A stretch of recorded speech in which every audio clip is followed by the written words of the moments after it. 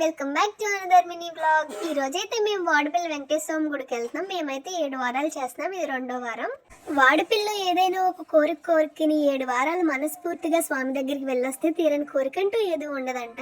మేమైతే ప్రదక్షిణాలు చేయడానికి లైన్లోకి 9 గంటలకు అయితే వెళ్ళాము. మాకు ప్రదక్షిణాలు అన్నీ కంప్లీట్ అయ్యేటప్పటికి 10 అయితే అయింది. కరెక్ట్గా గంట టైం అయితే పట్టింది మాకు ప్రదక్షిణాలు అన్నీ కంప్లీట్ చేసి దర్శనానికి వెళ్ళేలోపు. ఎంత నమ్మకం లేకపోతే స్వామివారిని దర్శించుకోవడానికి అంతమంది వస్తారో మీరే చూడండి ఒకసారి. అలా దర్శనం కంప్లీట్ చేసుకుని అన్నప్రసాదం తినేసి మేమైతే రిటర్న్ స్టార్ట్ అయిపోయాము. మేమైతే ఆటో బ్యాక్ సైడ్ కూర్చున్నాం. ఎండ అయితే మామూలుగా లేదు.